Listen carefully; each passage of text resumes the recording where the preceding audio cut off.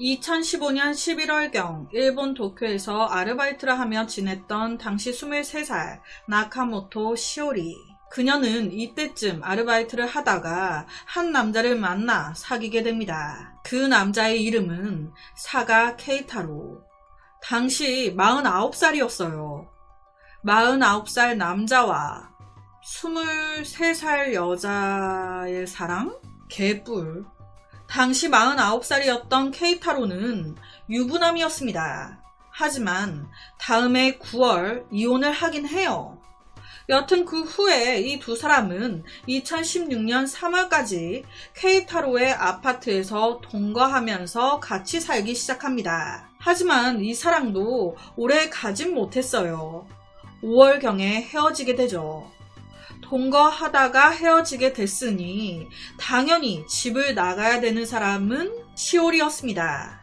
시오리는 메구로구에 있는 아파트로 이사를 합니다. 그렇게 그냥 불륜이 그렇지 잘 되면 안 되잖아요. 흔한 불륜의 끝이구나 싶은데 딱 여기서부터가 시작이에요. 2016년 9월 말 도쿄 경찰서로 한 통의 신고 전화가 걸려옵니다. 우리 직원이 무단 결근하는 애가 아닌데 갑자기 며칠 전부터 연락도 안 되고 느낌이 이상해서요. 확인 좀 부탁드립니다. 당연히 연락이 끊긴 사람은 시오리. 수사에 들어간 경찰은 바로 시오리의 집 근처 CCTV를 모두 확인하기 시작하는데 여기서 뭔가 좀 이상한 걸 발견하게 됩니다. 2016년 9월 16일 오후 11시경 이 시오리 양 집 근처 앞에 긴 검은 머리에 미니스커트를 입은 한 여자가 누굴 기다리는 건지 계속 이 시오리 양 집 근처를 서성이다가 이 시오리 양의 집 창문 쪽을 바라보다가 그러다 시오리 양이 나타나자 둘이 뭔가를 얘기하더니 이내 둘이 함께 집 안으로 들어갑니다. 이 여자 뭐야? 그렇게 얼마 안 가 경찰은 이 CCTV 속 의문의 여인을 강력한 용의자로 체포하게 됩니다. 그 사람은 바로 제가 제일 처음 말씀드렸던 체포 당시 50세가 된 사가 케이타로였어요. 뭐야? 이 사람 남자 아니야? 남자 맞습니다. 남자 맞는데 사건의 그날 여장을 하고 시오리 양 집 앞에서 기다리고 있었던 거예요. 정말 이상하죠? 왜 여장을 하고 있었던 걸까? 그리고 시오리 양은 어디로 간 걸까? 사건의 그날 그는요 시오리 양을 딱 만나자마자 이렇게 얘기합니다. 야, 돈 달라고 내 말이 우스워? 돈을 줘야 될 거 아니야. 보자마자 여장한 채로 막 소리 질러대니까 이 시오리 양이 너무 당황스럽고 그리고 이 모습을 이웃들이 볼까봐 쪽팔렸던 거예요. 그래서 알았어 들어가서 얘기해. 조용히 좀 해. 그렇게 둘이 집 안으로 들어가게 된 겁니다. 둘만 있는 공간 그 집 안에서 시오리 양이 가장 먼저 한 말은 한번 체포까지 대놓고선 왜 또 왔어? 이 케이타로 말로는 이 말에 욱했다는 거예요. 뭐? 왜 또 왔냐고? 그래서 박스 테이프로 시오리 양의 손발을 묶고 과도로 그냥 바로 찔러버렸다는 겁니다. 그 후에 그는 망설임이 없었습니다. 여장을 한 그대로 밖으로 다시 나와서 칼과 여행 가방, 청소 도구를 다시 사서 들어와요. 그 후에 시오리 양의 시신을 무려 10군데 이상 토막을 내고 렌터카를 이용해서 9월 17일부터 20일 사이 욕실, 배수구와 강가 이곳 저곳에 쓰레기 마냥 갖다 버립니다. 이것뿐만이 아니에요. 이놈은요 시오리 양이 스스로 집을 나간 것처럼 보이게 하려고 시오리 양의 옷이나 가방, 컴퓨터 등도 챙겨서 나갑니다. 그러니까 이게 계획한 거예요. 치밀하잖아요. 10월 25일 경찰은 살인 혐의로 이 케이타로 체포하게 됩니다. 앞서 말씀드렸지만 케이타로는 시오리 양을 보자마자 한 가지를 요구했습니다. 돈 갚아, 돈. 내 돈 달라고 내 말이 우스워? 도대체 무슨 돈을 갚으라고 하는 걸까요? 이 둘은요, 2016년 5월 헤어졌어요. 그런데 헤어진 그 순간부터 이 케이타로가 말도 안 되는 억지를 부리기 시작하는 거예요. 야, 헤어질 때 헤어지더라도 내가 너랑 사귈 때 썼던 돈 다 갚어. 약 200만 엔 정도 내가 너한테 썼으니까 이거 갚으라고. 이게 무슨 생뚱맞은 개소린가. 현재 환율로 쳐보니까 약 한 1,800만 원 정도 나오더라고요. 내가 너랑 사귈 때 썼던 내 돈 그거 다 갚고 헤어지라고. 이거 갚을 의무 있습니까? 돈을 빌려준 게 아니에요. 지가 좋아서 막 다 써놓고 헤어지자고 하니까 돈 내놓으라고. 마치 그 선물 다 해줘놓고 헤어지자고 하니까 명품 가방 뭐 이런 거 다 다시 달라고 하는 것처럼 돈을 달라고 한 거죠. 당연히 이 말에 주겠습니까? 어이가 없어가지고 무시하지. 그러니까 7월 17일 이 케이타로가 시오리 양의 아르바이트 하는 곳까지 찾아온 거예요. 그리고 때린 겁니다. 여기서 알 수 있죠. 왜 헤어졌는지. 같이 살면서 주먹질을 해대니까. 그러니까 헤어진 건데 아르바이트 하는 데까지 찾아와서 또 때린 거예요.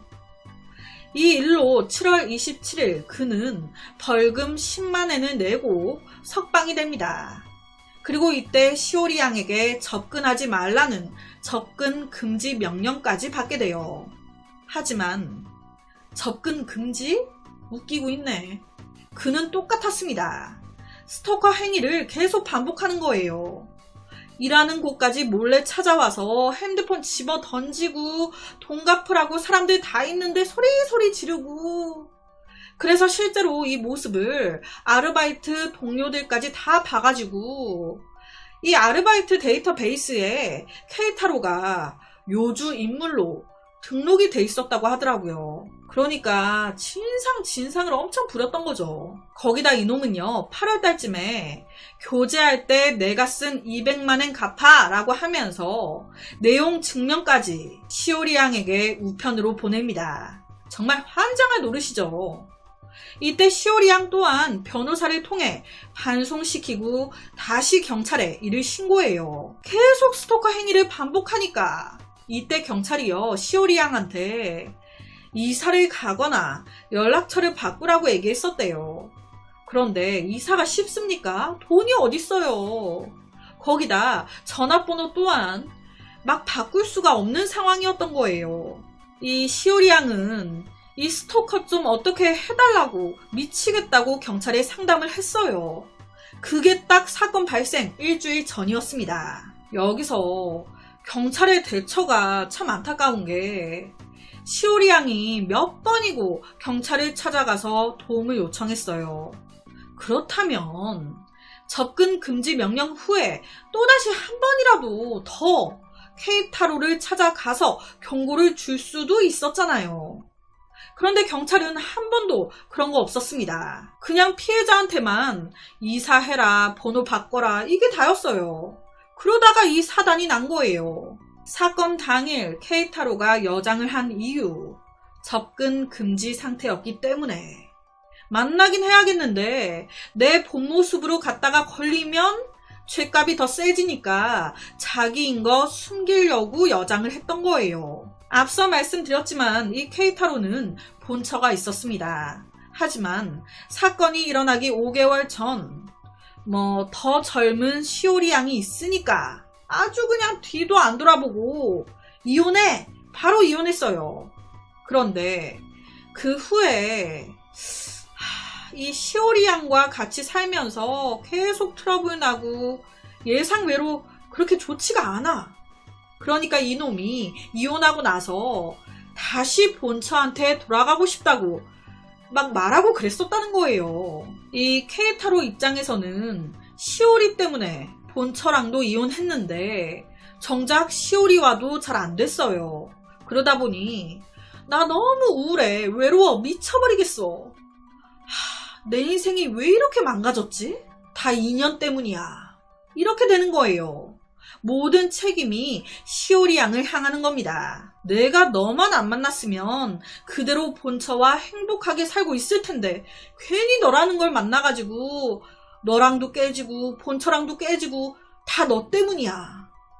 뭐 이도저도 안 돼버리니까 더욱더 시오리 양에게 집착하게 된 것도 있을 거예요. 외로우니까 본처는 이미 떠나버렸고 아쉬우니 시오리 양이라도 잡아보려고 한 게 집착으로 이어진 거일 수도 있겠죠. 처음에는 가지마 했는데 이 시오리 양이 너무 이별에 대해 확고하니 어쩔 수 없다 하고 밀어붙인 게 그럼 내가 너랑 데이트할 때 쓴 200만엔 다 갚아. 말도 안 되는 억지죠 이거. 그녀에 대한 집착이 대체된 그런 형태이지 않을까. 실제 체포된 후에 케이타로는 10월 20일 조사가 끝난 뒤 스스로 생을 마감하려 시도했습니다. 하지만 죽진 않았죠. 사실 이 케이타로는요, 사회보험 노무사로 일한 남자였어요. 나름 엘리트, 한때는 돈도 잘 벌었습니다. 하지만 본처와 이혼하고 시오리 양과도 틀어지면서 애가 직장 일에 집중을 못해. 그래서 잘린 거예요. 그러다 보니 더 시오리에 대한 원망이 쌓여져 가고 내 삶의 주체가 시오리 양의 복수로 변해버린 겁니다. 직장이고 나발이고 다시 제 취업이고 뭐고 몰라. 무직 상태로 계속 스토커 짓만 하기 시작한 거예요. 사실 케이타로는 시오리 양과 동거를 하면서 300만엔의 빚이 있었어요. 동거 생활 동안 월세도 반반씩 서로 내기로 한 상태였습니다. 그런데 이게 같이 사니까 보이잖아요. 이 남자가 일을 그만두더니 월세를 낼 능력이 안 돼. 본처한테 빌린 돈으로 집세를 내고 있어. 그 모습에 실증이 난 거예요. 너무 무능력한 모습. 거기다 폭력적인 모습까지 보이니까 이거 어떻게 같이 삽니까? 그래서 헤어지자고 했던 겁니다. 그런데 이런 시오리의 말에 정작이 케이타로는 너무 배신감이 들었어요. 그래서 딱 그때부터 인터넷에 시체 유기, 죽이는 법 등등 검색을 하고요. 주도 면밀하게 계획, 여장까지 하면서 실행한 거예요. 안타까운 건요, 이놈이 10군데나 토막을 냈어요. 그리곤 하수구나 강 등등에 다 따로따로 버렸단 말이에요. 이 시신이 하수도에서 일부는 발견됐는데 강에 버려진 건 찾질 못했대요. 이 사건의 재판이 진행됐습니다. 이때 재판장은 케이타로에게 재판 마지막에 이렇게 물어봤습니다. 마지막으로 하고 싶은 말 있습니까? 이 말에 케이타로는요. 제가 다시 사회로 나갈 수 있다면 그녀의 몸을 찾는 수색 작업을 하고 싶네요. 결론적으로 2018년 12월 14일 도쿄 법원은 그에게 29년을 선고했습니다. 솔직히 들리는 말로는 이 시오리 양이 아르바이트를 했다는 곳이 일반 아르바이트가 아닌 술집 이런 데였다는 말도 있어요. 그 부분에 대해 언론에서는 거의 그냥 퉁 크게 아르바이트로만 기입이 돼서 보도가 됐었다고 하더라고요. 그렇다 보니 저도 이 부분은 정확하게 모르겠어요. 여튼 술집이든 일반 음식점이든 가게든 어디든 이런 곳에서 처음 만나 사귀기 시작한다는 건 뭐 젊은 남녀라면 뭐 처녀 총각이라면 있을 수도 있겠지만 당시 50세 남성과 24살 그것도 유부남이었습니다. 아르바이트 장소에 이쁘장한 여자 있다고 유부남이 막 말 걸고 뭐 그래가지고 둘이 사귄다? 헌팅하는 것처럼? 이게 일반적이진 않잖아요, 솔직히. 돈 안 준다고, 열받는다고, 나한테 헤어지자고 했다고, 복수하겠다고. 접근 금지 상태라 그대로는 못 다가가니 여장까지 하고 간. 참 그 열정으로 그냥 새롭게 입고 그냥 살지. 그래서 오늘은 일본에서 벌어진 여장 남자 살인 사건을 가지고 왔습니다.